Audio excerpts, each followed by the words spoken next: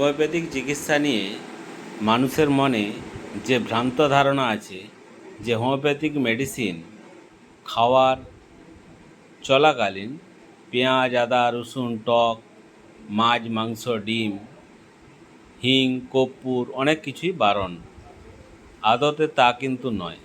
রোগ অনুযায়ী কিছু জিনিস বারণ থাকে।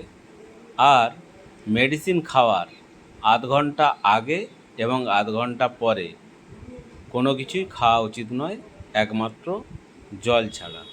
এটাই সবথেকে গ্রহণযোগ্য নিয়ম।